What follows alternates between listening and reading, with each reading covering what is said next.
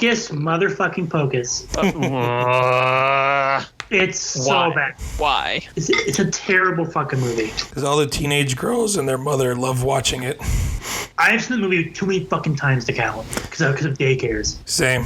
Well, not because of daycares, but because my mother and my sister love watching it. Oh, so you were directly insulting your family with this? They don't listen to this, so. Fair enough. They will this one. So how do we get them to listen? I don't know. I don't have his mom's number. It'd be weird if I did.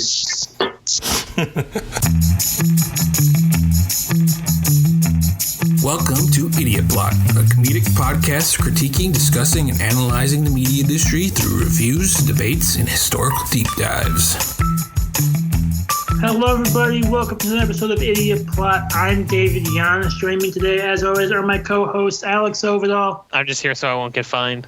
Justin Neitzel. Would you like a balloon, Georgie? Yep, Justin's saying that because we're going to talk about Halloween stuff today for a little bit. I know it's not really even close to Halloween, guys. It's October. Everyone's already planning Spooky everything. Season is here. They got all their decorations up and costumes picked out. Well, I'm just bad. I have to work, so I'm not going to put a costume on. But I might. But that said, there's so much stuff coming out this month. We decided to do a Halloween episode early because, for one, it gives people time to watch our recommendations. And two, so we actually get one done on top of all the really big movies and stuff coming out later this month.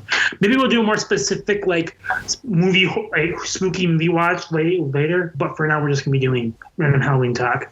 But to start, though, I want to acknowledge that I guess we're wrong because of timing last week, where our episode was recorded right before Scarlett Johansson and Disney settled their lawsuit, which I believe we talked about last week. Yes, we did.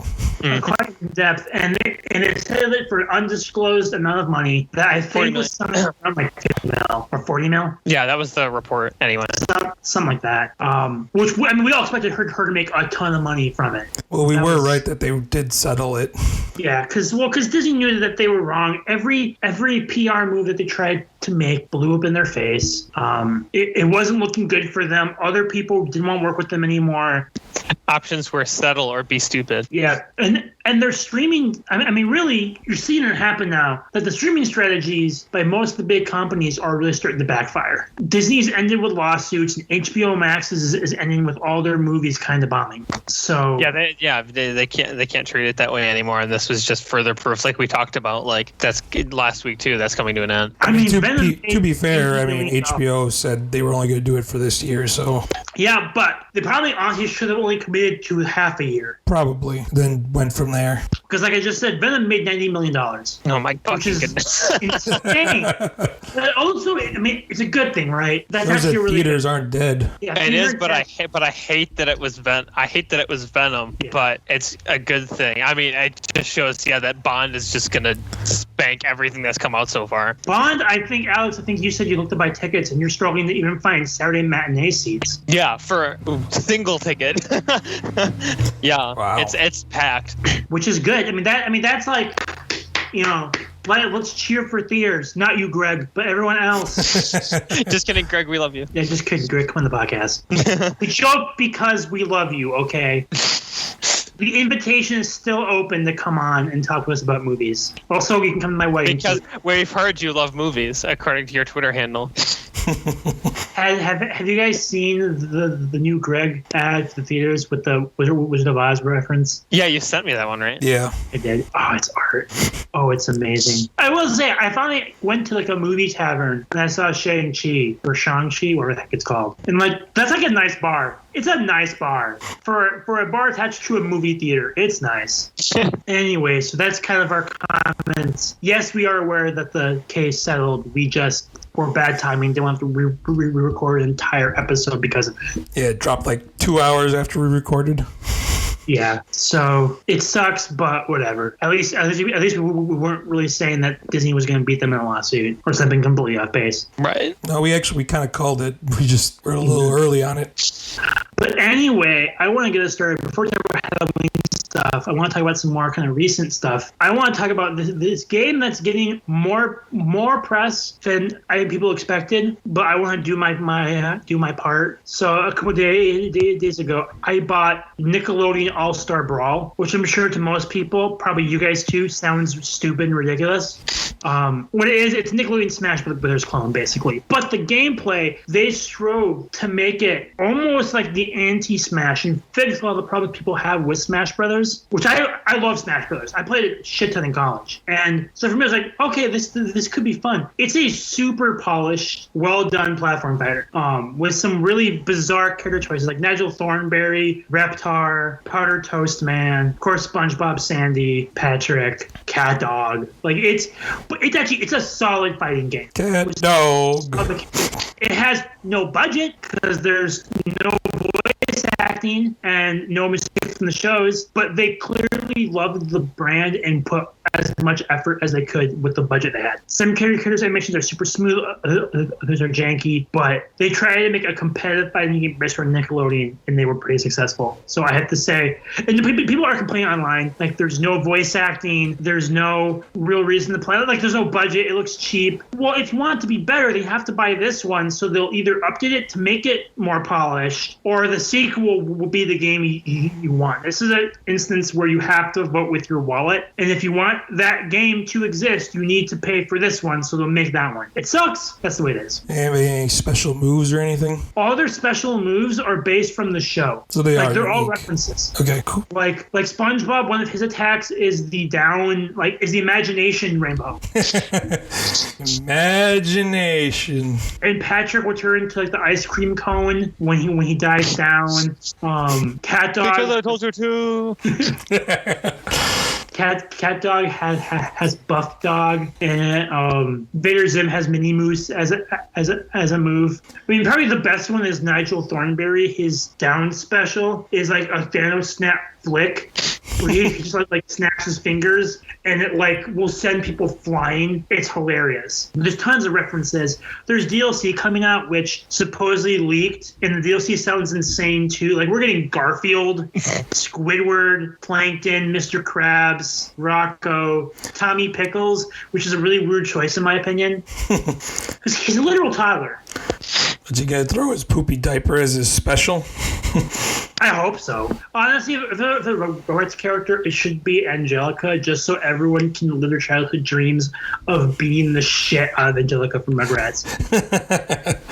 Or have both, so we can live our dreams of Tommy beating the shit. This is what you get, bitch. You deserve every punch. But yeah, everyone buy the game. If you like Smash Bros, it's super fun. You too, especially if it's on sale or on PS Plus, we gotta get and play it. Maybe stream it, who knows? All right, who else has something they want to talk about before we go to the Halloween stuff? We can talk about Marvel's What If. We could. That finally wrapped up. So this is basically Marvel's What If comics coming to life in animated form. The animation is actually, I kind of like it. I don't know how to describe it. It's kind of comic-y. What was that? I was going to say it's kind of comic bookish. It's like Star Wars Resistance. But much better.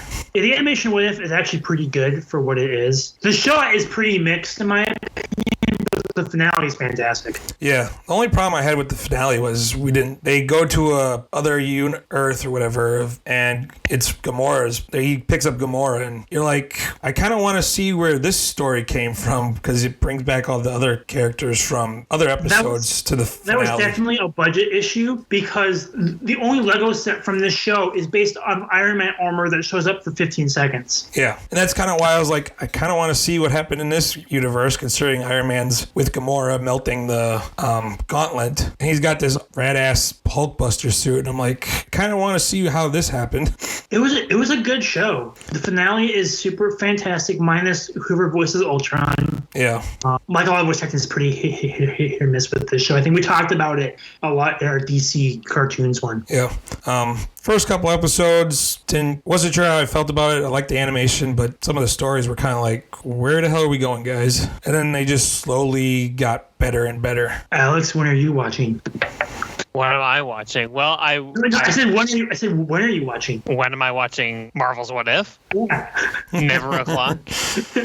Honestly, you would fucking hate it. It has no reason to exist, but it's fun.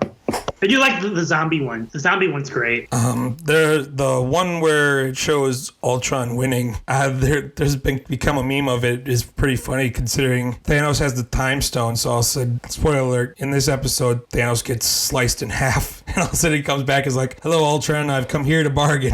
Like instantly gets sliced in half. Like Vision could just do that this whole fucking time. It's like Infinity War should never happen where he got killed. It should have been him killing Thanos. If you could just slice him in half like nothing, yeah. But that's Marvel. Marvel What If basically made Thanos like the worst character possible. Yep. Made him good because Black Panther told him to stop being evil. Stop thinking about genocide.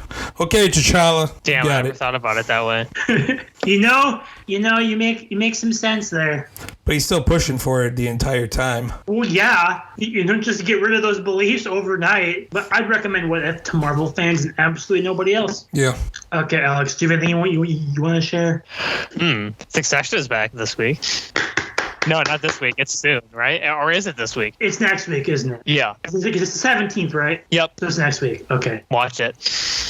The fact that, people should watch Succession. It's a hit for a reason. Yeah, it was like, it's only been 2 years since the show was on, but like, there's a reason it was like the show that year, and everybody talked about it all the time. It's funny, it's thrilling, it's a damn good time. You don't want to talk too much about it because you want to spoil what happens. Right, but everything that's come out about this season is, that it's just as good. And they've had plenty of time. The thing is that COVID, I think, has made some stuff better because the delays. I know I've seen a couple of shows where the delays have allowed shows to actually get crew members they wanted to begin with. Mm-hmm. I think Succession was, one of them because I think they were like ready to go filming when the pandemic hit. Yeah, they were basically about to start again because it was going to come out in fall of 2020 and didn't. Well, because HBO needs some stuff to come out. Yeah, like on the TV front, they've been very, very quiet because it's been all about Max, and then the movie's coming on Max, but the actual content made by HBO has been like,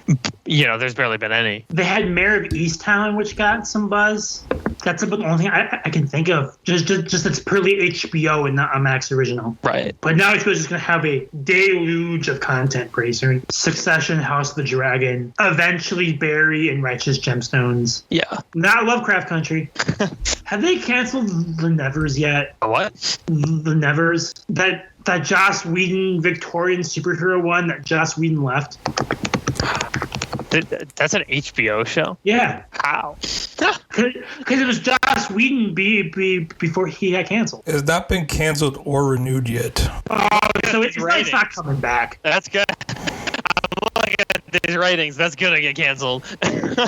Oh, that's bad. Even for HBO channels, that's pretty bad. Terrible. Especially, that's like a hero show. That's expensive. 0.5 million viewers an episode. That's garbage. And they had to outbid Netflix. Like, that's terrible. I mean, like I said, I didn't even know this thing existed. I didn't even know it existed. Well, it's because Joss Whedon left, and then they kind of buried it. Yeah. Well, you kind of want to bury anything he was part of lately. Actually, I'm gonna blow your mind, Alex. Succession season 1 ratings were comparable, at least for the first half. Oh yeah, but that show's significantly cheaper. That is also true. Succession, all the money is in the cast where it belongs. Yeah, and then it's just like aesthetically a good-looking show because, like, it's people in offices and rich houses and stuff. It's not like expensive to make. No, it's and when there are expensive sequences, they're pretty few and far between. And it's one of those that's like a prestige show, so like it was there for the reception and now it's become popular. But like something like The Nevers needs to get an audience because that's like a action-based show. While we're on this subject, does anybody know how His Dark Materials is doing? I think it was doing okay in the UK, but that's the one that I think HBO was banking on being. Nope, it's shit. Oh, wow, this is bad. So for series 1, the average UK viewers in millions. Yeah, but the UK viewership. Well, no, Alex, just let me finish. Okay. I'll come clear. Okay. Series 1, 7.063 million.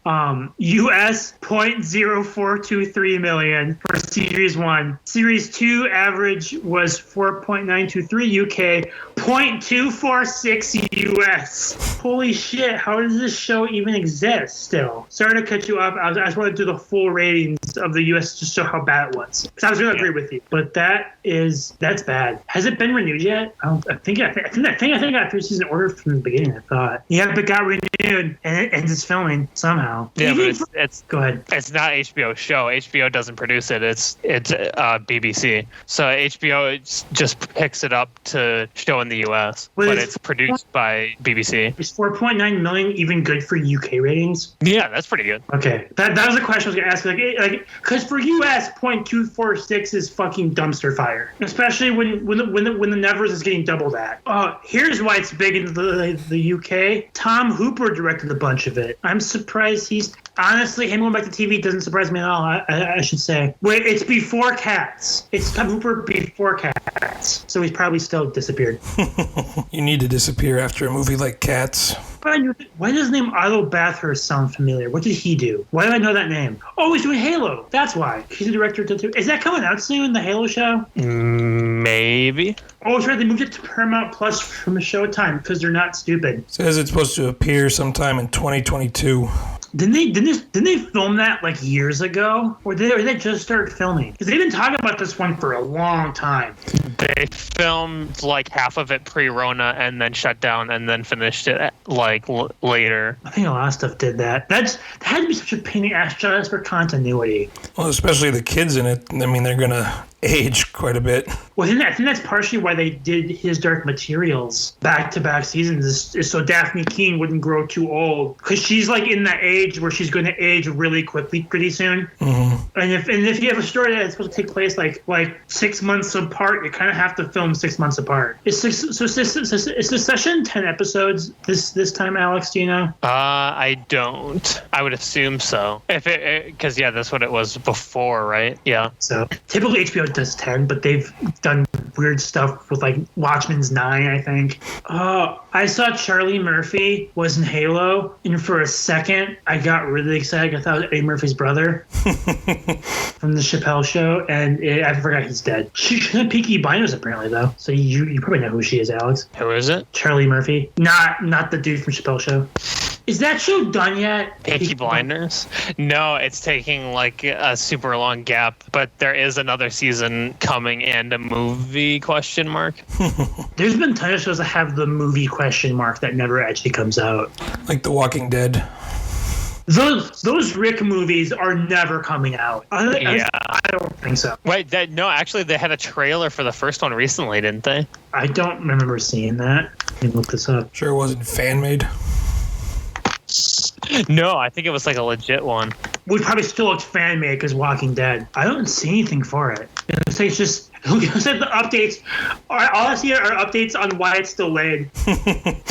Well, it's because I think they were stupid and made it theatrical instead of TV when it should have been a fucking TV movie. It'll probably come back to TV. Yeah, the only thing on Andrew Lincoln's IMDb is it says Untitled Walking Dead movie and it's in pre-production. Well, I thought the original plan was to make 3 of them. Am I crazy? I thought I heard once that the plan was to make it was, yeah. 3 Rick movies. And now it's just 1 Rick movie, I think. And then pretty soon it's just going to be a fucking Rick TV show again. It's just more Walking Dead. Help! I need checks to clear. I need money. What is Andrew Lincoln? Is Andrew Lincoln even doing anything, or did he just say I'm sick of this shit and leave the show? I don't think he wanted to do TV anymore. I don't think he's doing movies anymore either. So no, he made enough money. Probably. I mean, I doubt he's making that Big Bang Theory money. He's probably living comfortably. Is that over with yet? Yeah, it's over for a while. But Young Sheldon's still a thing, so don't worry. Oh, good. Hate that show. How Young Sheldon got past the pilot stage, I'll never know. Yeah, let's make a TV show about the worst character in the show. Let's make the most unlikable kid. The second one of the most unlikable characters in TV. Make him a kid, which is even more unlikable. Make him lead in the show. And it's still popular. I know people that watch that show, so I'm not going to say much. Not to be mean, but just know if I did something about that show, it would be mean. Yep. And let's talk about Halloween. Because it's Halloween time. It's hashtag spooky season. This is Halloween. This is Halloween. Okay, Justin, you can stop now. This is a musical podcast. Wait, questions, Christmas movie or Halloween movie? Both. I'm not going to elaborate on why I referenced that. So I'm going to ask you guys a question to start us off. Most embarrassing Halloween costume when you were a kid? One that we wore or one that we knew? Yeah, one that you wore. No, one from the kid that had you beat up for wearing it. No, yours. Well, I don't think I had any bad costumes growing up. Well, let us be the judge of that. Let's see, I went as Vader, Zorro. Was that last year? Batman. I don't remember all my costumes. Remember, Alex, what about you? Well, see, I feel like this isn't embarrassing because of me. It's just no one knew what I was, but I was once the Terminator, but no one was old enough to have seen the Terminator except for me. Yeah, this was in like 4th or 5th grade, and none of them had seen it. It was only me. So it was not the hit I was expecting. So for Terminator, were you just in like a leather jacket with sunglasses? And sunglasses, yes. And kept saying, "I'll be back." Something along those lines. I can't imagine why a bunch of 4th graders didn't know who the Terminator was. Yeah, I know, and I'd seen that movie like 5 years before that. So I didn't understand why they didn't get it. How did teachers respond to that? They thought I was the $6 million man.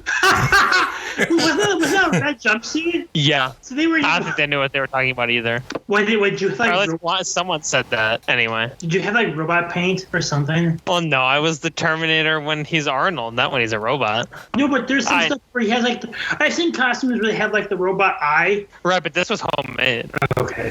I mean, I got one that in hindsight was probably fucking weird. It's also one of the Teletubbies that was as a small child. So was I.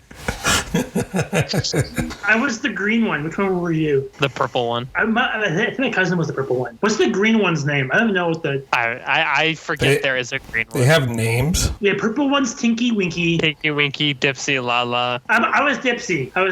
Good Lord. Because the green one's Dipsy. I mean, Poe's the best.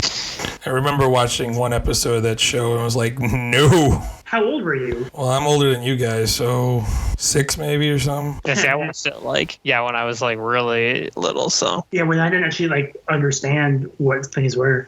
That's when Teletubbies is disappointing because it's just bright colors and fuzziness. Oh, I thought of an embarrassing costume I wore. I was Mickey from Fantasia. So was I! When I was like 4. I wasn't. Oh, God.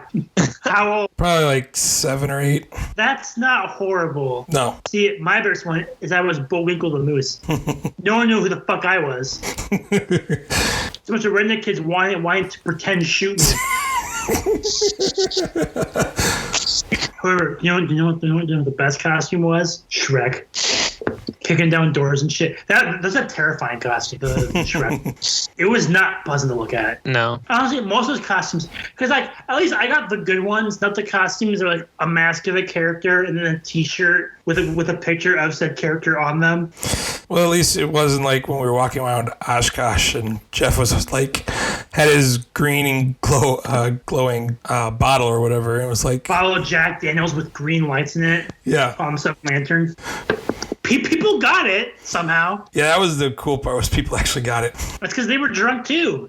Drunk people think on a wavelength that humans can't even comprehend. Okay, question for you guys. Why is it inappropriate for adults to trick or treat? I want free candy too. Yeah, see, I would say I feel like it's becoming less so because, you know, now it's like, well, in college you dress up and people trick or treat in college now. So I feel like we're just pushing it further. We're pushing the boundaries. Right, which I did not know. See, I just I didn't dress up at all from probably like sometime in middle school until now. And now it's like, oh, it's okay for me to do that again. Same. Yeah, once you're in high school, it's okay again. But just to dress up, not to go trick-or-treating. One year we got a bunch of Scream masks and just was scaring a bunch of kids as they walked by. Did you at least take their candy? So you were that person.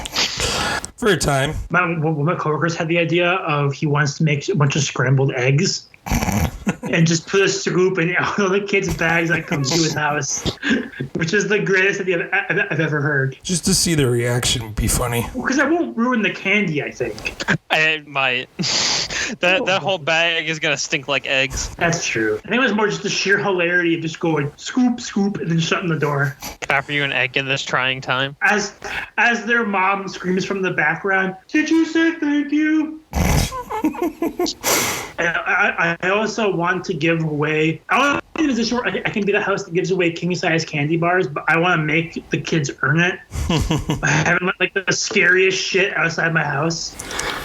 And like a labyrinth. Yeah, like a maze with the scary Halloween decorations. If no one makes it, I keep the candy. It's a win-win. Or you could be like those people who just leave the candy outside and be like, "Take one, please." Take one what, bowl? You know, eventually some kids just like come up, dump the whole thing in, and walks away. Right. People are just going to take a hand. There are a lot of people who will just take a handful or even more. Well, most houses I went to as a kid would give you at least 2 pieces. Yep. Maybe it's just where I went. We're in trying times now. Actually, mostly when I was little, I would just we go to like 2 houses that were like all family and then go to my grandparents' house and then just give me all the leftover candy, which is usually a lot. But I think the best part of the Halloween though was probably the weird TV specials and movies that they would air. Those were always fun. Like, you guys have seen Scary Godmother, right? Yeah, I have. I don't know if I have. I want people to confirm it's real so I make it up in my head. I've heard about it. Oh, it's real. I remember being just like a fever dream. It kind of feels like that because it was on Cartoon Network all the time. And that's like the only place you ever saw it. Cartoon Network showed like weird shit that had nothing to do with their actual shows every once in a while, especially on Halloween. But Alex, you don't know if you've seen Scary Godmother? I have no idea. I Google mean, I know it right I've seen now. some of the random. Well, I did. You had me do that recently, and I still don't know. I feel like that if you'd seen it, you know from the images. Yes, because I don't think I have. Looks like it's based off a book.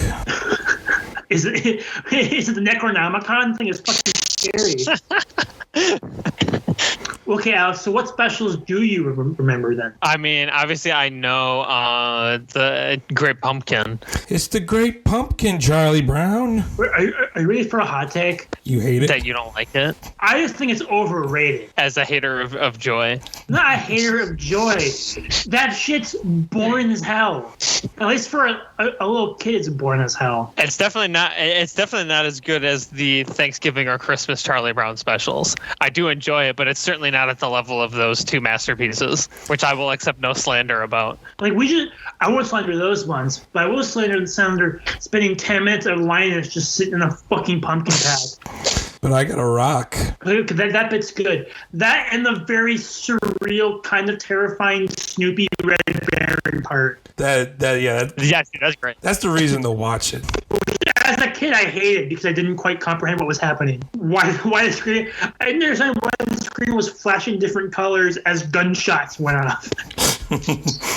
I do have to say also, this doesn't relate to childhood, because this has been just like the last 6 years or however many years. But I feel like really the best Halloween specials, or some of the best ever, are the yearly Brooklyn Nine-Nine Halloween Heist, which has been for like 6 or 7 years or however long that show's been on. But like those are gonna be like legendary down the road for sure. I haven't seen them. Yeah, they're hilarious. Yeah, so like basically there's like some object that they have to steal, and it's like, they have to end the night with it basically. So like they're constantly coming up with like outrageous schemes to steal whatever the object is each year, and like an object from like a place, or like it's something one of them owns. Like I think one time it was a key, another time it was something. I think one of the times it was the captain's dog.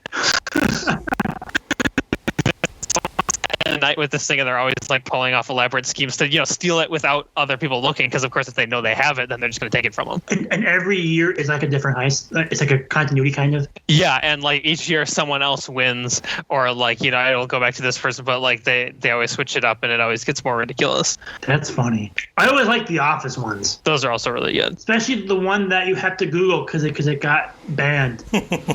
Got banned? It was the Cold Open, the Haunted Warehouse one. Oh, that's right. Oh, I watched that when it came out. I remember that open. It might be on Peacock, because Peacock's doing more of the unseen stuff. Yeah, I feel like it should be. Yeah, I remember right after that came out. It's really funny, though. It's extremely funny. I remember there was the one in Boy Meets World, was basically kind of a parody of Scream, but I think it came out before that or right after it. I never watched. Boy Meets World. What did they do? Like did they just like parody? Like did they just like copy the plot of Scream, or did they just like have a killer? They had a killer in the school trying to kill him. I don't remember it all. There are so many jokes I could make that would get me canceled instantly. So I'm not gonna say them, but there's a lot. Yeah, I haven't seen that one. I always remember the South Park one where they wheel Cartman around as an iPad that's video chatting because he's like sick, so he can't be there. I like the South Park Satan one. Oh yeah. Satan's Halloween Party. I think that's the one that has Ted Bundy, Jeffrey Dahmer, and John Wayne Gacy is like the three stooges trying to bake a cake. Yeah, and that isn't Steve Irwin there? Yeah, he is in hell. A bunch of people are there. Most people go to hell in South Park. That's one of the... yeah, it's like a recurring joke. The SpongeBob one's pretty good too. Trying to be a ghost. What do you want to talk about? Where he's trying to be a ghost. It's my classic or or the new claymation one? Classic. Oh, we only talk about classic SpongeBob here on this podcast.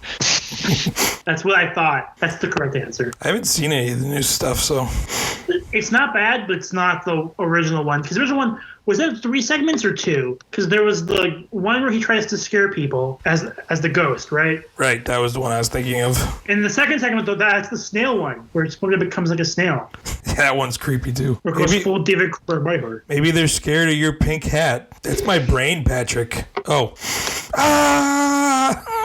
Look, it's the haunted mattress. Can I count the sash ringing, the trash dinging? I would. Slash singing. Yeah. I count that one. That one. I remember the first time I saw it. Actually, I remember it did scare me as a little kid because I was only probably 4 or 5 years old. That also freaked me out a little bit. I mean, I liked it, but it scared me, especially the first time, and then like the reveal came, and I was like, oh, I'm okay. The end's hilarious. The hash-slinging slasher is not going to come get me. And the walls will ooze green slime. Oh wait, that wasn't. They always do that. For some reason, how many episodes coming into my mind? Do you guys remember about maybe 13 years ago, Cartoon Network had how many episodes of Out of Jimmy's Head and 5 Home for Imaginary Friends? I remember this. Go ahead. I didn't watch as much animation. I was kind of done at that point, so I didn't watch those shows. No, well, one of them was live action, but that's not the point. Oh, I forgot about that movie. It said they were broadcasted in 3D. What? Yeah. James Cameron did this. It was actually like red blue 3D. It barely worked because I had an old pair of the red blue glasses, probably from Spy Kids or some shit. And I wore them. It barely worked. But I remember the Out of Jimmy's Head episode scaring the shit out of me. Because the show had like this weird kid that always like was like just like the weird kid. I want to say he was wearing a trench coat, but I don't actually know if he was. Yeah, strong trench coat vibes. Yeah, strong trench coat vibes. But the episode ended with him and one of the main characters. They were like, and like they're trying to like scare the bully or some shit, and they failed. But they were in like the closet together, and the weird kid just goes with a flash up to face, goes, "Do you want to see my true form?" And it cuts to outside like the closet or cabinet they were in, and it shakes, and you hear violent screaming. Did Canyon make this? That's what I felt like. It felt like Meat Canyon. Okay, I feel like we have to shout out Meat Canyon right now. Just in general? What? Just in general? Well, we're talking about spooky Halloween stuff. Meat Canyon. And all his stuff is spooky. Yeah, all his shit. Even when it's not meant to be scary, it's still at least mildly unsettling. But this one. So those who don't know, Meat Canyon is an animator on YouTube. Basically does horror-ish parodies of popular media, mostly like kid stuff. Sometimes it's scary, sometimes it's funny, sometimes it's both, sometimes it's I don't even know. But it's always good. The art will terrify you, the content will make you laugh. It's lots of body horror, especially because like he'll have like one character that's drawn normally who will be tormented by a bunch of characters that are all drawn very disturbingly. Unless it's like SpongeBob or the Teletubbies one where they're all terrifying. The SpongeBob one is legit. To be fair, Teletubbies was terrifying before Meat Canyon. Have you seen his Teletubbies, Justin? No, but... Then you will be... No, it's not scary as it can be. His most recent one, just talk about that, is a Blue's Clues one that's very timely. I'm not sure if he planned that out to do it right after Steve's video. Probably. But Alex, you've seen that one, right? I know you have. I have. It's terrifying. And then gets sad. Yeah, see, the ending was almost too much. I mean, like, it was good, because all of us are good, but, like, the ending was almost, like, too much. I'm like, well, now I'm just sad. What would you say is his scariest? His scariest? I have my Probably Teletubbies. Teletubbies. I say Peppa Pig. Yeah, see, that one was, like, scary, and I was also, like, laughing just because it was Peppa Pig. See, Teletubbies was almost too absurdist for me to really, like, comprehend what the hell was going on. I mean, the funniest it has to be Wabbit season. Yeah, the Wabbit season is probably one of the greatest videos ever put on the internet. I don't think we can talk about it. Yeah, I don't know how much we can say, but if you know, you know. Yeah, if you know, you know. If you don't, I guess go look it up. There's no longer an official version of it because it's not canon for Warner Brothers. Yeah, they claimed it for some really stupid, awful reason. But he made a sequel, which to my knowledge has not been claimed yet. Which is also good. Yeah, which is good. But I think it's also very good commentary by Meat Cane. And he can prove me wrong. Dude, Meat Cane, come on the show. Talk to us. We're way too small for you to know our existence, but seriously, huge fans. We love to talk animation, horror, and shit. But you can disagree. It almost to me felt like commentary on people's responses to his videos. Oh, it definitely was. Like people just wanting to kind of recycle his old shit, right? Oh, wait, no, we left out what might be his masterpiece. If not Wabbit season, it's Jawbreaker Part 1 and 2. Oh, yeah. Yeah, that might be his best one. I was like, the funniest was Wabbit season, but the Jawbreaker ones might be his best. To see God. It's got that like hereditary like horror music, like the wah. Yeah, dude is good. Dude is really good. So go check him on YouTube. He also had an original series now called Monster Lab. It's also really funny with the evil ghost of Chris Kyle as the villain. But yeah, go check him out. We're all huge fans. Alex used to like to send me his videos at like 1:00 in the morning. I don't even remember that, honestly. Yeah, I woke up to Wabbit season on like 3 separate occasions. God, think of the work. Yeah, especially if I was writing a script at this point in time, then I probably had no semblance of what time is or what I had already sent you. But anyway, back to more mainstream stuff. I mean, because YouTube is full of absurdist horror, but I think the more interesting ones are the ones when TV shows and like movies would try and do Halloween stuff. Like was it ABC Family that had the 31 Nights of Halloween? Yeah. Yes. Even though like most nights were just Tim Burton movies. Because it's ABC Family. Like, what are they gonna? They're not gonna show The Shining Or Halloween. Is anything PG-13 or under? I'm pretty sure.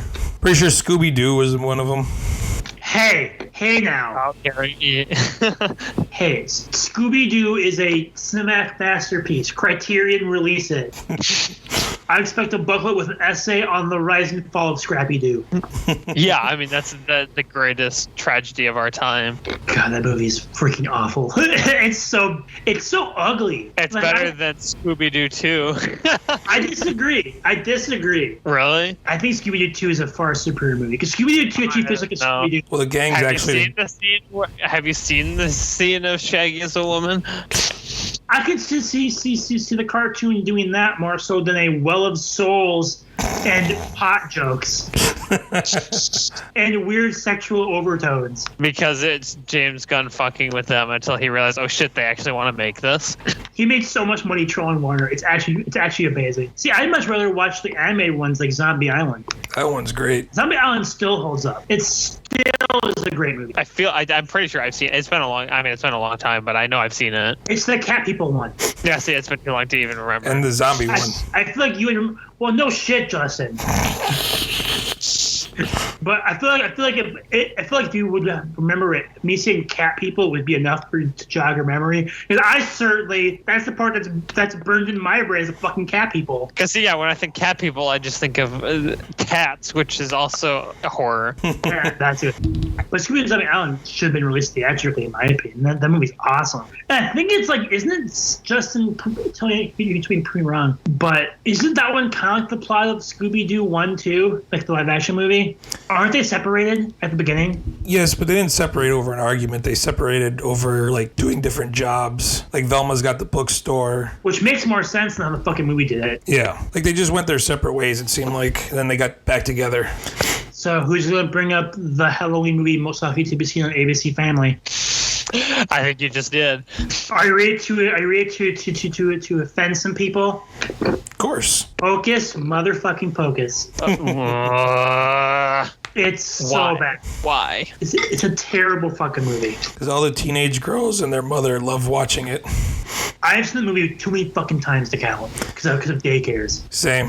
Well, not because of daycares, but because my mother and my sister love watching it. Oh, so you were directly insulting your family with this? They don't listen to this, so. Fair enough. They will this one. So how do we get them to listen? I don't know. I don't have his mom's number. It'd be weird if I did. But that movie is really... I get why people like it, because it's basically a theatrical Disney Channel original movie. Basically. I thought one of you hadn't seen it. Nope, I've seen it. I feel like that's another one that I'm pretty sure I saw once just by virtue of, I don't know if it probably played on Disney Channel or otherwise ABC, but like it was forgettable and not good, so I don't remember it. It's the Three Witches one. They try and steal souls. I'm not quite sure what actually happens in it. I'm pretty sure no one does. All I remember is they're making a sequel. Sings through fake teeth and there's like a zombie. Something should stay buried on the Disney Channel. Disney's making a sequel. As someone who's had to watch a lot of those. It's getting a sequel, so... Why? Do you know what your girlfriend's opinion on it is? Because you might be stuck watching that. No, I'm pretty sure that this hasn't come up. I'm sure it will now. Yeah, it will now. As far as I know, I don't think that's in the planned rotation for Halloween. Because I feel like if you're going to be forced to watch it, that's the reason. Yes, outside of this situation, outside of that, I'm not going to watch it. Yeah, because my wife hates it, thankfully, so we'll never have to watch it again. But yeah, I'm pretty sure it's a similar scenario. However, she didn't make me watch Beetlejuice again for the first time. And that movie has not aged well in some parts. I've never seen it. It's really funny. Michael Keaton's fantastic. But Beetlejuice is a very perverted character. Yep. And his main plot involves marrying Winona Ryder, who is very much a child. Yeah, very much like a teenager. Oh. Yeah. Where's Chris Hansen? It's an extremely uncomfortable watch. It's still a good movie because the core of it is actually pretty good still. Really, Alex, if you haven't seen it, the best way to describe it is it's people that recently die and they become ghosts in their home and they're trying to exorcise the humans that move into their home. And Michael Keaton's trying to get out, so he's like, I'll help you out. He's like a human exorcist, basically. Instead of getting ghosts out of people's homes, he tries to get the people out of the ghost home. Interesting concept, but then Tim Burton has to come and Tim Burton all over it. I mean, he does that with all his movies, so... Well, I said he was the king of that. That's a Halloween for a reason, because he's like 8 movies that all appear on that block for like the entire time. That fit the exact criteria. Were they creepy, weird, kind of spooky, but not too terrifying for small children? Although that said, I freaking love Corpse Bride. I also do. That's a good one. But that's a musical, Alex. I thought you didn't like musicals. I mean, I did talk about Prince of Egypt recently. True, fair enough. So I feel like when it's animated, it works better. As someone who also doesn't watch that much animation, but when it's an animated musical is a combination of two things I normally don't like that work. Was it Corpse Bride you just watched for the first time recently, or was that Nightmare Before Christmas? Well, it was Nightmare Before Christmas, but that was like 3-4 years ago, but like relatively recent relative to, when everybody else watched it. I hadn't seen it until a couple of years ago. Well, for animation, 3-4 years ago is probably, 5 animated movies in that time? Probably. I not included. Yes, see, if you didn't include the ones that you guys made me watch, then yeah, it would probably be like 4 or 5. Yeah, so that's actually like in that time scale, that's pretty recent. But that's a good movie. I love Frankenweenie too. That one's not as well liked, but I do love Frankenweenie. I haven't seen that one yet. That one's super fun. I actually would highly recommend that one. I'm sure it's on Disney Plus because it's Frankenstein but with a boy's dog. Basically, it's the whole plot of the movie. Like it follows the beats pretty close to like the original story, but it's with a dog. Here's one I see that I remember: James and the Giant Peach. That movie's awesome. I love that movie. I was wondering if you've seen it or not. You can just probably bet if it's animated Disney, I've probably seen it. And it's weird. We discussed this last week. Yep. And I have not seen this. I've never heard of it. Actually probably like this one, Alex. Actually, one that my wife would make me watch because Show Factory actually released good versions of all these movies. But she loves the adaptation of Coraline. Oh, yeah, I've never seen that one either. I remember when it came out. I gotta see that one. I know people say good things about it, but people are also like, it's more terrifying than I thought it would be. Well, it's Neil Gaiman. So it's Neil Gaiman mixed with Henry Selick. It's going to be fucking weird and scary. But I've only seen a few Laika movies, and that's one of them. Coraline and Kubo. I haven't seen Paranorman or Box Trolls. I've seen Paranorman. Is that any good? That one was pretty good. I wouldn't say it's their best, but Kubo is a masterpiece. Yeah. It's not Halloween, but it's still really good. I'm sure there's some that we miss. Actually, let's go on. Let's see what's up. There nights of Halloween tonight. Place your bets. What's the primetime presentation? Tonight for ABC? For ABC, for Freeform from ABC Families, through Nights of Halloween. Coraline. Okay, Alex is betting Coraline. Justin? Ghostbusters. Okay. That's a good one, too. Ooh, Casper's on here. I fucking... Oh, I forgot about Casper. That's taking me back. Isn't Eric Idle in that? I have no idea. I've never seen Casper. I just saw infinite trailers for all of the Casper movies. Can I ask you... Eric Idle is in it. Can I ask a really kind of dark question? How did Casper die? Like, he's a ghost, but he's a kid, so he had to have died, right? Yeah. For some reason... Well, I feel like I know this, but I'm not entirely sure. I have the answer. What was it? Pneumonia. That was it. That's dark. That's hilarious. I'm going to say something even darker. Well, okay. What's today's date? The 7th. 7th? Okay. Holy fuck, Justin. I was right? It's Ghostbusters. Damn. Holy shit. Yeah, it's Ghostbusters and Ghostbusters 2. And then the Freeform premiere of Jaws 3. Good. Yeah, that's the only one they could get the rights to because no one wants any of them other than the first one to air. So they probably got that for cheap. This is a weird schedule. Because this morning was Corpse Bride, followed by Halloween Town, then a break, then Charlie and the Chocolate Factory. What? It's directed by Tim Burton, so it's automatically Halloween. The Tim Burton one, that's why it's horror, because you have to see Johnny Depp in that role, which is really deeply unsettling for some reason. Hot take time. I like that version more than the Gene Wilder one. Yeah, I think you're insane. Come fucking at me. It's more book accurate. I disagree. I know, but it's too, like, there's something wrong with it. It's like this is true of a lot of Tim Burton ones, but there's something that just doesn't feel right watching that movie.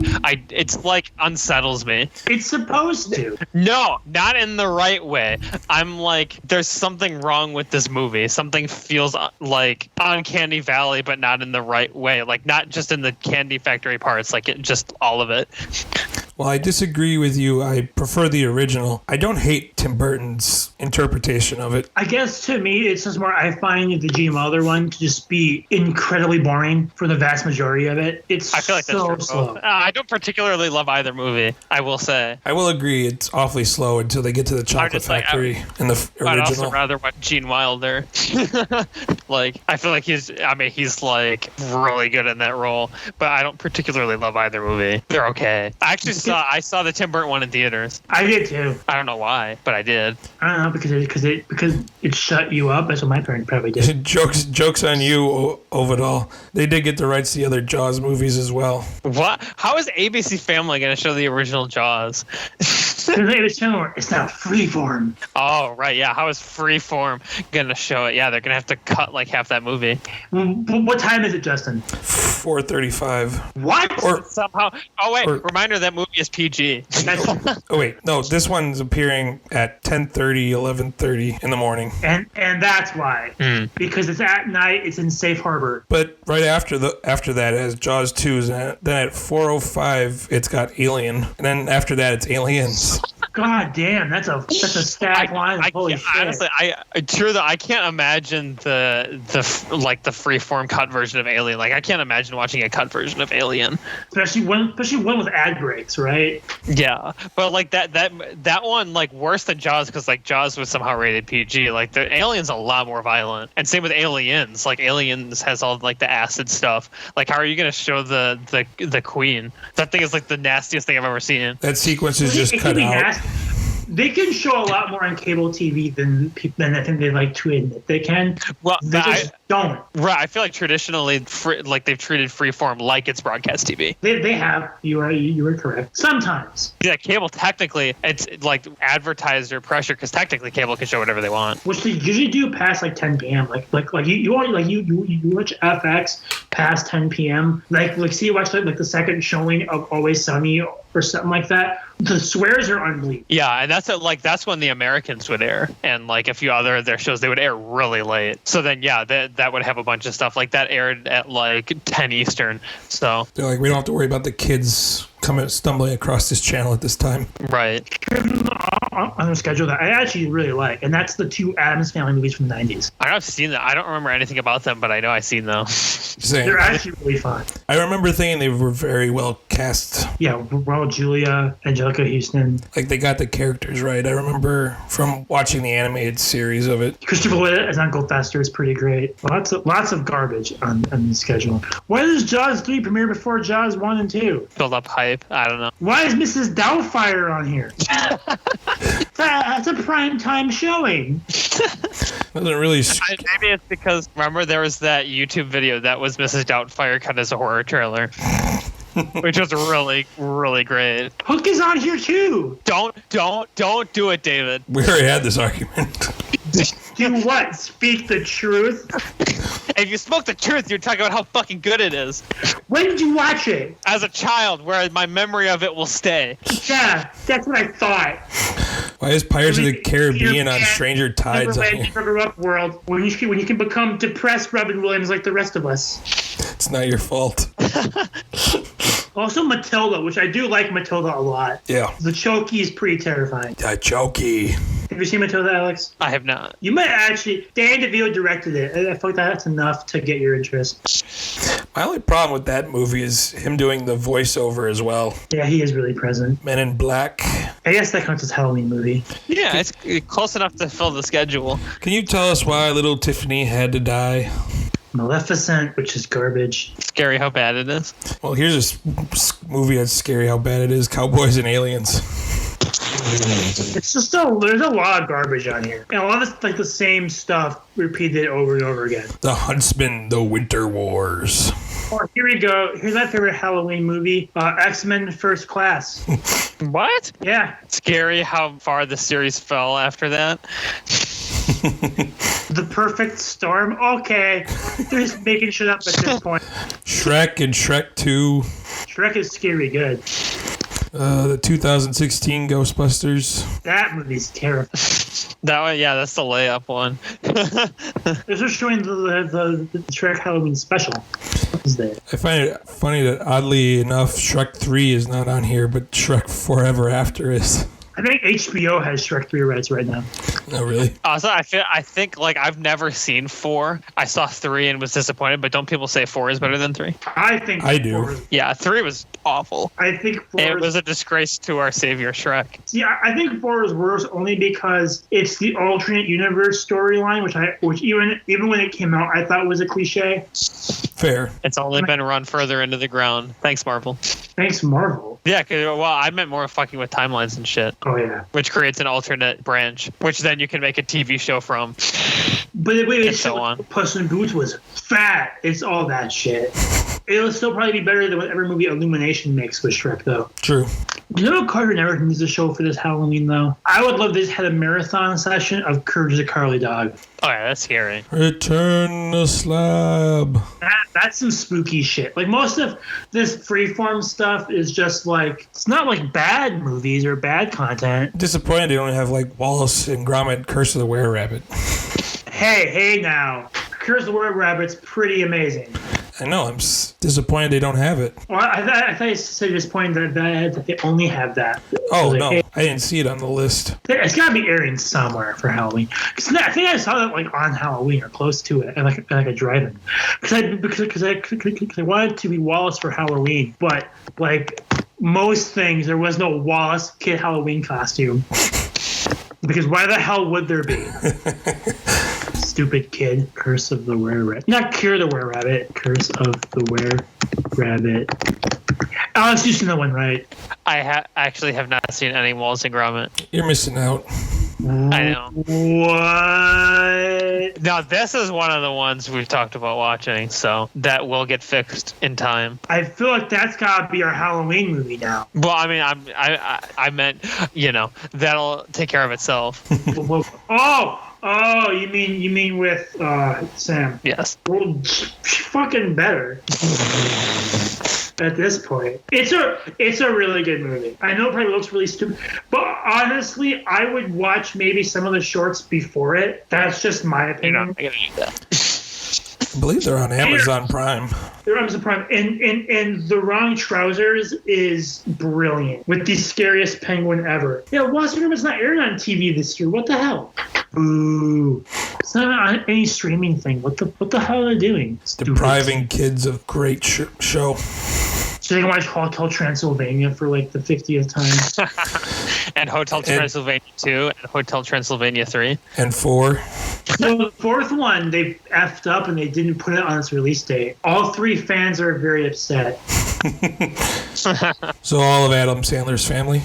Adam Sandler isn't in the fourth one. He's not? No, his character's voiced by some rando from YouTube. Holy doing shit. an impersonation of Adam Sandler. Wow. Did not know that. Yeah, because he wasn't allowed to, I think, write it, so he quit.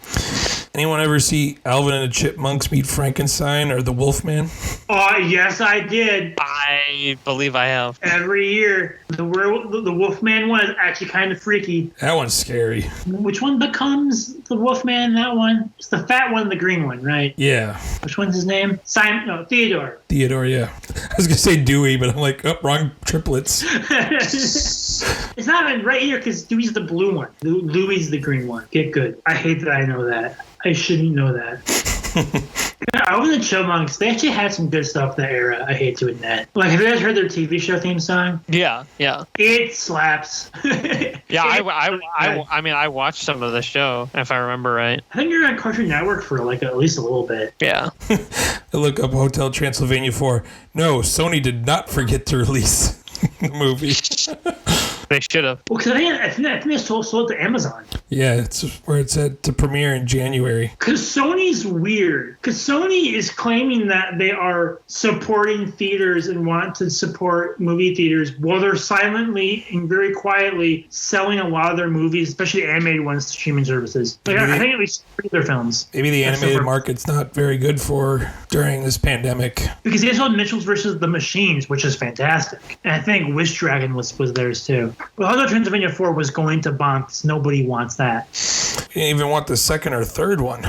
Like it looks bad. But Sony's making that sweet Venom 2 money, so. Venom. I saw that.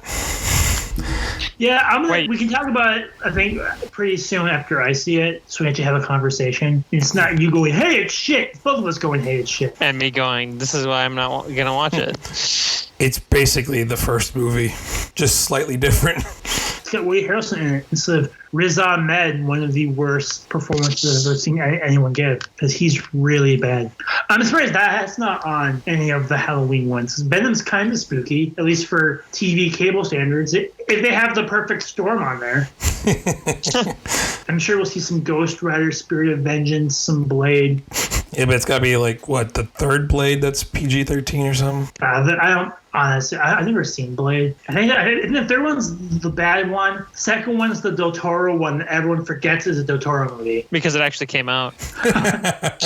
Well, what was that story he had? Like, he spent like 16 years writing scripts that never got made. Yeah, no, I'm like, whose fault is that, man? See, a lot of people do that. The difference is he probably got paid a lot of money for some of those. Yeah. Because I think some of them he got big enough where he was getting paid to make scripts that would never get made. Yeah. Like Hobbit one. Or in the case of The Hobbit, when it gets made and you get partial credit and then get paid when it actually comes out when someone else makes it. Because you adapted The Hobbit, which means they have to at least probably take some of what you wrote because you adapted a book. And because Peter Jackson didn't have time to actually do any actual rewrites, he had to just do it all on set. Because the studio decided he was making another movie. See, Del Toro's a guy, though, who everyone talks about, like, how spooky he is, how horror stuff he is. And honestly, another hot take, apprentice of the David Hot Take Hour. Isn't that every episode? Pretty much. But it's what I think you guys will have my back on. I haven't seen Pan's Labyrinth, but people use Pan's Labyrinth to excuse every time he makes a bad movie. Yeah, because I honestly have not been amazed by anything he's made. I haven't seen Pan's Labyrinth yet, so I can't comment. But I mean, the two Hellboy movies are great. Hellboy 2 is amazing. Hellboy 2 might be top 10 superhero movies ever, in my opinion. But Crimson Peak is awful. Shape of Water. I don't mind Shape of Water, but it should not have won Best Picture by any stretch of the I don't know if that happened. That was one of the movies I was glad I wasn't a third wheel with you and Helena to go see it. I'm mad I was on a date in that movie. What the hell are you talking about? Also, I don't like Pacific Rim. And I don't understand why that's like a hot opinion. I don't either. Like, for me, it's like, okay. It's like, literally, it's just like Transformers if it was made well. Like, if it wasn't made by fucking Michael Bay and didn't have all of his, like, teenage sex humor and, like, you know what I mean? Like, it wasn't like this immature, like, shaky cam shit movie that's basically just Transformers being okay. But it's so like, boring. it has no substance to it. It has no anything to it besides, like, oh, it's Transformers but not bad and there's monsters. And it's boring. Yeah, it's actually very like, the opening is good and the ending is good and nothing else happens. Yeah, it's super slow. But Del Toro, unlike a lot of directors, is actually competent in the craft. He's making the live-action Pinocchio movie. Yeah, he's making it with the Henson Company. So it's gonna be weird shit. Why do we need a live-action Pinocchio again? I was gonna say, wasn't this tried already? And it was bad. And he has Nightmare Alley, I think it's called. Yeah. Which I've seen trailers for, and I keep confusing it with Last Night in Soho. With Bradley Cooper, Kate Blanchett, and Rooney Mara. Oh, Willem Dafoe's in it too. Yeah, a huge cast for a movie that no one has any interest in. I'll have to look up a trailer. I haven't seen anything on it yet. It's like Willem Dafoe's like a circus act or something. I'd much rather see Last Night in Soho, but Last Night in Soho is not getting really good reviews. It's kind of surprises me. Well, that's the one we're talking about with Del Toro, right? It's other reviews are saying that it's well made. It's just not very interesting. Yeah, which is my issue. That's a script problem. Yeah, and that's my issue with a lot of what Del Toro does too. It's also been my issue with Edgar Wright, because I'm not really a big fan of Baby Driver. I like it, but in my opinion, syncing action to sound, while really technically impressive, doesn't make up for a lack of any real substance and some horribly cringy dialogue. Yeah, see, for me, I mean, his stuff that was comedic was amazing. I mean, Hot Fuzz is a masterpiece. I mean, Shaun of the Dead is awesome, but like for me, Hot Fuzz is like his best one. See, but I've thought of that though, and I'm questioning: are those movies great because of Edgar Wright, or are they great because of Simon Pegg and Nick Frost? Well, I mean, the script is still great, but who contributed really more to that? And Hot Fuzz is actually quite good. Which it is in Baby Driver too. But all the movies actually with Edgar Wright that don't have Simon Pegg attached to them, I don't think are that great. Like Scott Pilgrim, which this will get me fucking killed because Scott Pilgrim fans are not a fan base to mess with. The movie is not that great. I think it dilutes way too much of the book. It's very much to me style over substance. You just offended every white guy, like every stereotype white guy who was in middle school or high school when that movie came out. I know. I want to like that movie. Yeah, I've never seen it. I honestly have never been interested in seeing it. It was one that I understand why it flopped. I know why it failed. Like people are like, it's good. I don't understand why it failed. It's because an average person saw the trailers and couldn't wrap their mind around what it actually was as a movie. I also do agree with that. Like, this is one of the main reasons I haven't seen it. Like, I don't know. Like, I feel like the main character kind of seems like a douchebag. I'm gonna be real. He is, and the difference between book and movie is that the book actually acknowledges he's kind of a piece of shit. And yeah, that's what the vibe I got from the movie, like the trailers and how people talk about the movie. The movie tries to justify it, whereas the book's big point is that they're all pieces of shit, but they can be better. Yeah, which a lot of movies are afraid to do. It make the person a douchebag, but then it's like, well, he actually still is. You're just making it seem like you're saying he's not. Well, and the book kind of acknowledges that a lot of like the video gamey parts of it are just Scott's perception of reality and his mental justification for doing shitty things.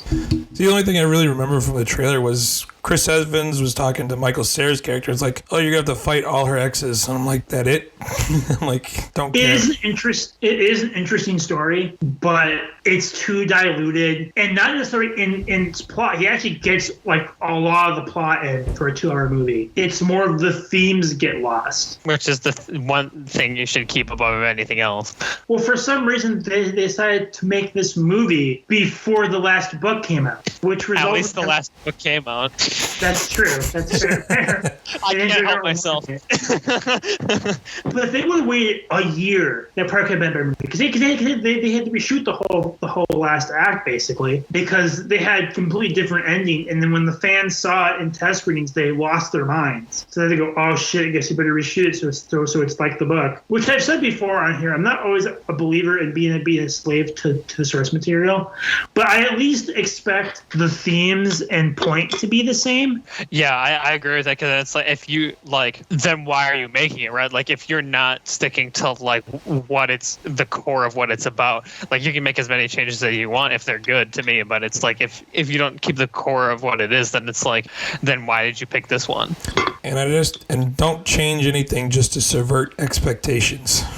Right. Well, I think a really good example of adapting it perfectly, not ending super great, even though I like the movie, is Watchmen. Yeah, that's just straight copy and paste. Yeah, sure, copy and paste. But like the themes were lost in that somehow. Yeah, because you do actually have to, like, you have to make changes and make things more concise. Like, people always get upset about what you cut, but why are they cutting to hone in on what it's really about? And that in the time span you get for a movie, you have to hone in on what it's really all about and like have no wasted time.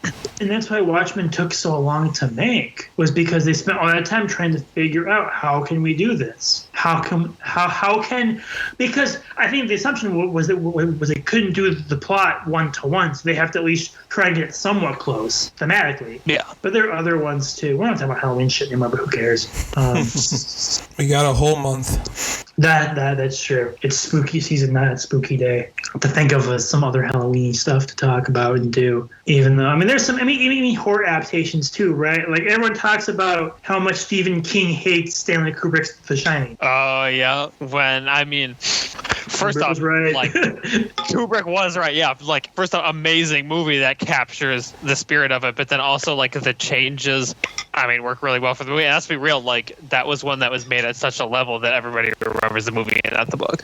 Like, well, Stephen King got his chance to adapt it his way with that miniseries. Yeah, and it sucks because they didn't have fucking Stanley Kubrick, who's like the greatest director ever. That's a terrible miniseries. And then there's Dr. Sleep, which is a sequel to both the book and the movie. Doctor put me to sleep. That movie, yeah. See, that movie is so bad. I don't know how it got good reviews. Because yeah, first off, it's confused about what it wants to be because it takes things that are only possible if it's like taking the book, right? And yet that it wants to continually remind you, hey, remember The Shining and Jack Nicholson and how good that movie was, and it takes things directly that are specifically from the movie and images from the movie. Well, so it knows the movie's good. Well, I was going to say I haven't seen either one, but all I ever heard was people were like, oh, I love how they had this shot from The Shining and blah, blah, blah. I'm like, oh, that's why they loved it. Yeah, it's like almost like you should just go watch The Shining. Because that movie is absolutely incredible. That's like top 3 horror movies. Yeah, for me, like for like horror movies, there's like one tier, and I'm perfectly fine if somebody says any one of these is their favorite horror, I'm like mad respect, because it's Alien, The Thing, The Shining, and I don't really care what order you put them in. I'm right there with you. Those are my top 3. Yeah, mine is Alien, The Thing, The Shining. I think mine's The Thing, Alien, The Shining. But yeah, like for me, like all 3 of those are at the same level, and like I have a lot of horror I love, but I don't think anything matches those ones.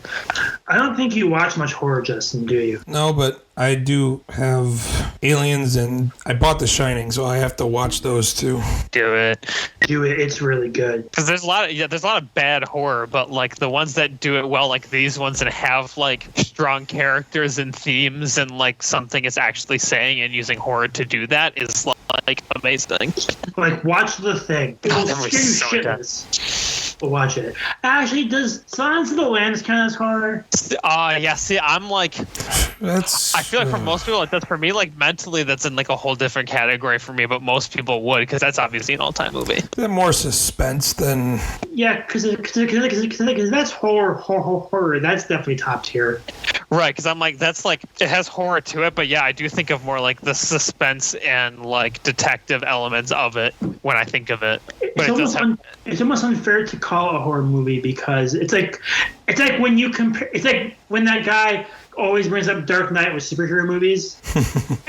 Yeah. It's like, well, obviously that's one of the best, if not the best. There's no argument there. Well, even like out of the ones I have seen, I could say like It was one of my favorite horror movies, but I actually see that more of a coming of age movie than anything. I feel like The Scary Murder Clown makes that very clearly a horror movie. I know, but you spend more time. But at least but I feel like that's like what the good horror ones do. Like it's like that has like themes behind it, and that's what like makes good horror. Although for me, like honestly, I don't find Pennywise scary at all. I find him funny. The best horror movies, to go off your point, Alex, the best horror movies aren't just horror movies, but right. Also to go off your point, I find what's his name, Bill Skarsgård's Pennywise to be unnerving, but also really funny. I think Tim Curry's Pennywise is fucking hilarious. Yeah, that's a comedy.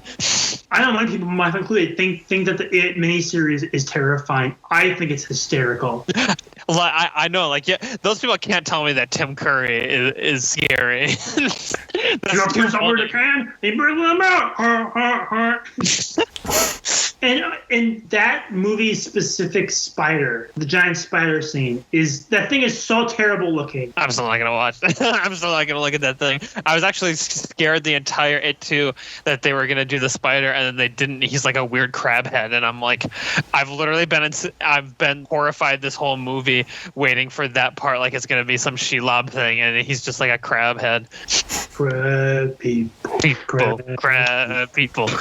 But that's a good point, because like I love It Chapter 1. I love that movie. It Chapter 2, not as much. No, it's not a good movie. Like for me, I'm not as high on It Chapter 1 as everybody else, but it is a good movie and I enjoyed it.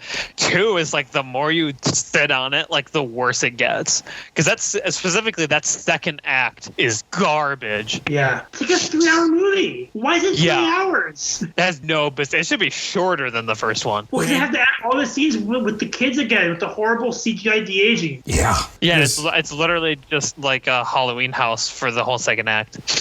And that chubby kid grew like a foot, but they gave him like the same face as he did in the first movie. It doesn't make any sense. The second act is that's the one where it goes back between them as kids and them as adults, right? Yeah. Mm-hmm. Like it shows them being scary Pennywise as adults, but also them as kids. So it takes 6 segments becomes like 12 or something.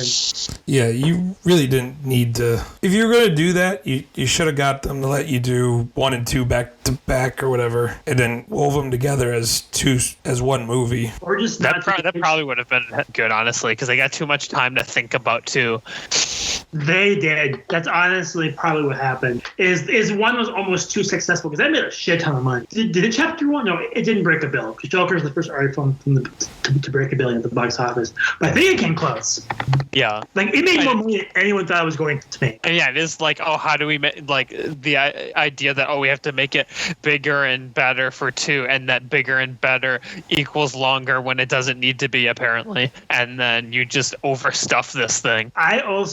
My biggest issue with 2 is, one, the horror sequences, I guess you can describe them, are really intense, scary things without resorting to jump scares, except for that one jump scare that made me, Justin, and our buddy Jerome damn near shit ourselves in the movie theater. I knew it was coming, and I still... But in chapter 2 is almost entirely jump scares. Yep. Like, I just wasn't enjoying watching that movie because I was having an anxiety attack the whole time. Well, that, and also the ending kind of pissed me off, where it kind of justifies the one character committing suicide in the beginning. I believe that's in the book. Is it? Yeah, I believe in the book. Because that guy kills himself in the book. I know, but like he sends a letter or whatever saying, I did it because I knew I wasn't strong enough. It's like kind of justifying why he did it. Yeah, that's not great. I feel like Stephen King has done that before too. Well, at least they didn't do the original end of the first movie. Very true. Cary Fukunaga wanted to. Did he really? Yeah, that was in the script. Oh God. Well, they weren't gonna show. Like, I don't think he wasn't gonna show it, but like that was going to be in there. That's still you don't have to show it. Right. I don't say that's something that I don't think should have been needed to be in the book. So that should have been cut. But that's part of the reasons why they butted heads and he left. Well, Cary Fukunaga's version. Well, I'm hyped for the time to die. Him being removed from that movie probably saved that movie because because his version was probably going to be in somewhat unreleasable. Right, and it wouldn't have had the success that it ended up having. And then he went on to do No Time to Die, so it was kind of like everybody won. It would have been, in my opinion, it would have been too scary. Yeah, because I can't imagine the shit you put in that movie. Yeah, and there is like an element, like there is horror to it. There is an element of like some of it's kind of like enjoyable. Like, and I don't think that would the Cary Fukunaga one. I've seen True Detective. It would have just been fucking terrifying. it would have been depressing the whole time. Whereas Chapter 1 is actually a really funny movie. Yeah, there's a lot of good humor in that one. Chapter 2, it's just Bill Hader is trying his best. Yeah, just like like you're numb to the jump scares because it's like, well, I know there's gonna be one. No, oh, there it is. There's no like actual like horror. See, the only one that was like reminded me of one in that it was funny and also scary was when he was the old lady. Like that was actually funny and also like freaked me out. So it was like that one sequence reminded me of one, and that's like the only sequence in the second one that did that for me. My wife was so pissed because I accidentally made her see it with me. I wasn't trying to, but she got that vibe, so she watched the first one with me. She felt like she had to, and watched the second one, and she hated it.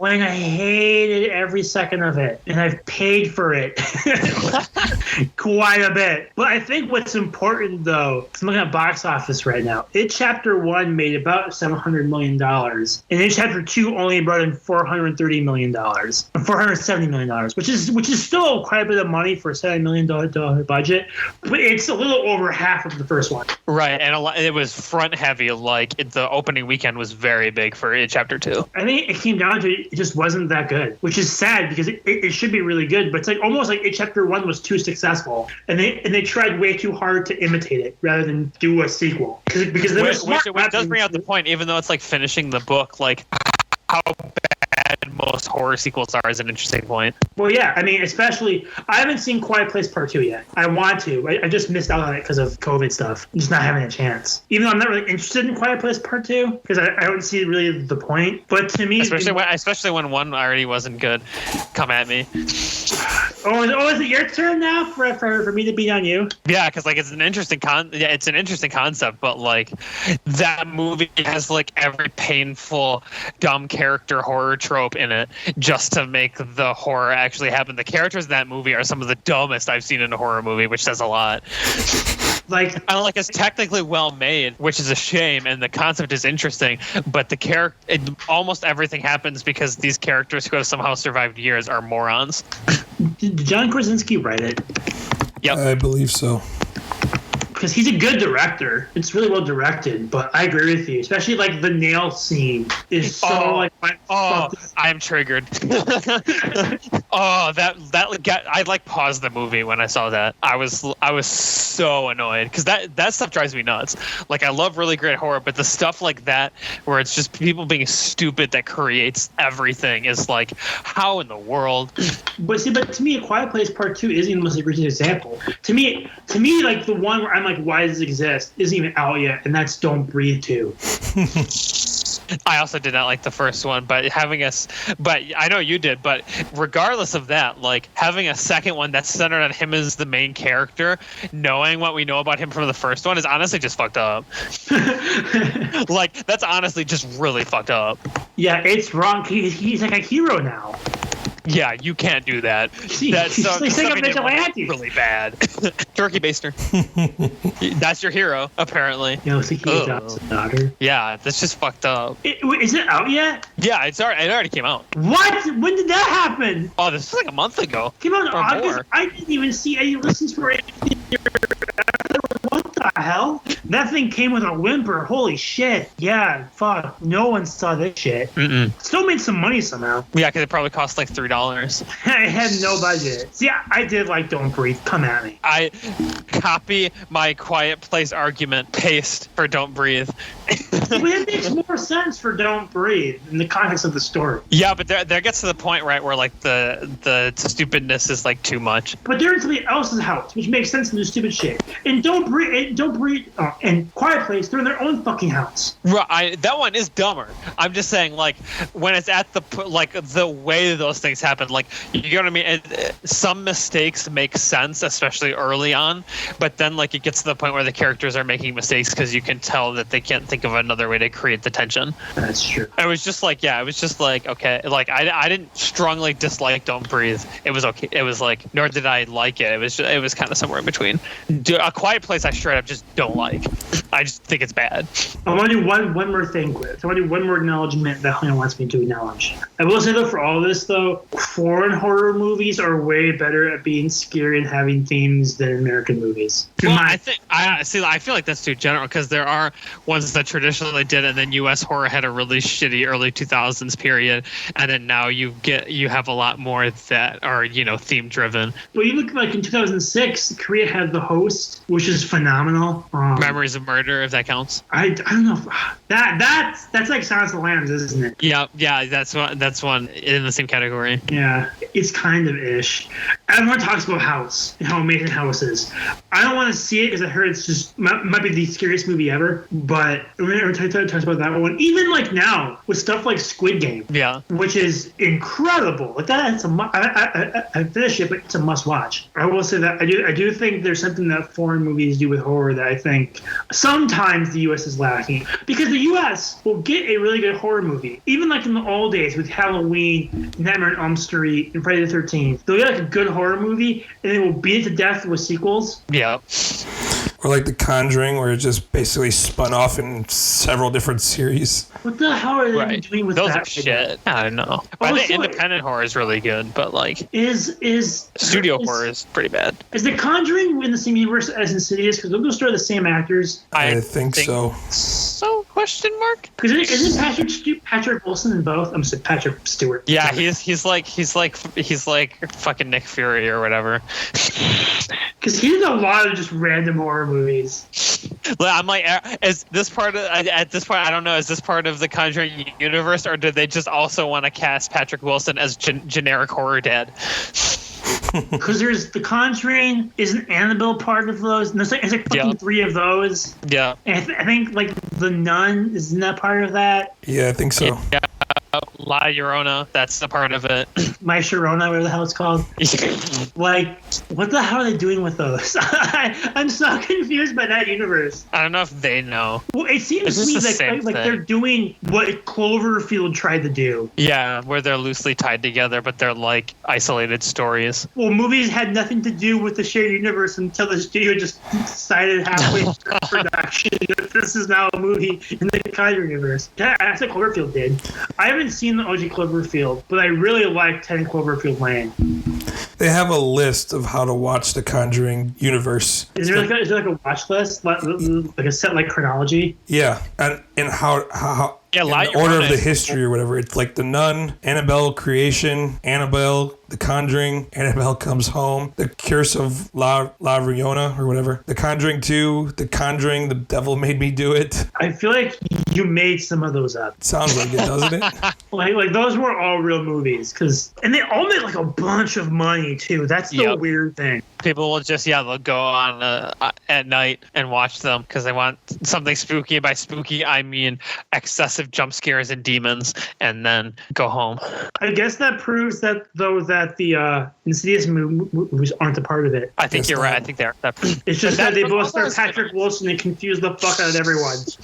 And now James Wan does Aquaman. It's so fucking weird. This is all weird. And like they're not like bad movies. That one that just came out, that's supposed to actually be good. A lot of them are really good. Like even I think the Annabelle movies got good reviews. Some fucking hell. Bunch of short films. Saw, which is not good. Oh god, Saw. Don't even fucking. Because that's the horror we're talking about, right? When we as popular as that one is, when we talk about ones that have no substance behind them, it's just the first one not as bad. It's like a semi-competent puzzle piece kind of thing, but it is also a lot of gross out horror, and then they just got much worse. Well, because the movies became all about just how we're gonna kill someone. Yeah, all became murder porn. Yeah, and it's I loathe that whole genre. And Chris Rock tried to prevent that. He tried to fix it, but it just wasn't that successful. I forgot that movie existed. I think a lot of people did. Chris Rock probably. Isn't Samuel L. Jackson in that too? Yeah. Somehow, it should have been a big hit, but COVID killed its steam. Also, just wasn't that great. I think is part of it. Oh, it didn't stop them. It didn't stop the other ones from making. Well, I think people were mad it wasn't like the other ones. Yeah, that's true. I do remember the audience wasn't happy. See, to me, the single worst movie for horror films, because it should be successful, but it killed horror for a while. I guess my two movies are kind of connected, but Blair Witch Project and by extension Paranormal Activity. Yeah, the found footage horror. Oh boy. First one I saw of those was the fourth one, and me and my friends basically were laughing and making jokes the entire movie because we were the only ones in the theater. There's been 7 of those Paranormal Activity movies. It's Blair Witch did a successful job of using that, and then it became, but the gimmick didn't fully catch on until Paranormal Activity, and then after that it was just everything was found footage horror and sucked. Yeah, wasn't there the one space one Apollo 19 or something? Yep, I know what you're talking about. And I remember there's one at a haunted school. I don't know why I remember this one that got bad reviews. I don't remember that one. But there were just a bunch of them. And then there are 800 Paranormal Activity sequels, including one that's coming out soon, and they just released the poster. They're not done. They're not done? They're not done. I think it's a reboot. Oh, good Lord. Oh God. I wonder, honestly, I feel like it has to be, but I'm wondering, are they even going to try and do found footage now? Because they maybe shouldn't. Well, Paranormal Activity cost $8 to make or something, didn't it? The first one? Yeah, and it was also decently effective because it was still new, and the idea of was a little fresh. It was we're gonna set up a camera in our house and see what happens, that, But after that, it just got stupid, and I mean, it's not it was that good to begin with for me. I didn't, I don't think it's that great of a movie, but it has some effectiveness. Was the school one that you were referring to The Gallows? Yep, I think it's because I know someone who saw it, and that's why I know about it. But I feel that's also one of the last ones. It came out in 2015. Yeah, so that was the back end of those, because you really don't see those anymore. Would you want me to hurt your brain, though? There was a second one? No. It made $43 million on a $100,000 budget. And that's why there were so many of those shitty things. Because, it doesn't take that. That was that's a shocking amount of money. Even if that movie makes $10 million, it's a huge success. You could set up a webcam nowadays and do that. Because that fits the plot, it fits the story. You just buy a shitty VCR camera, have a dude run around and shake it a couple times. It's more depressing. I was going to say these are really done, but I forgot, because Justin, you reminded me, the new one has become webcam horror. Oh God, you're right. Yeah, and there's been 5 or 6 of those just since the pandemic. There's the one with Anthony Hopkins. I bet Anthony Hopkins recorded his lines in a 2-hour Zoom call. And while he's in the UK. What was the first one? Because I know that there's the mystery one with John Cho, and then was Unfriended? That was pre-pandemic, but they've made sequels to that. Because I remember that one was like, I was thinking like, this is dumb. Who wants to watch this on a fucking movie screen? Makes money. Fuck.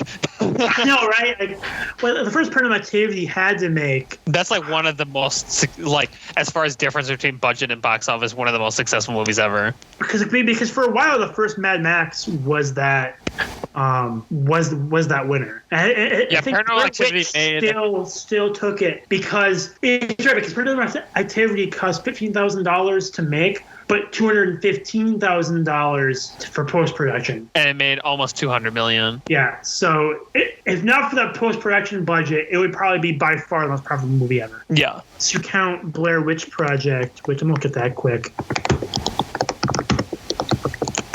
That probably, I think, has a record right now.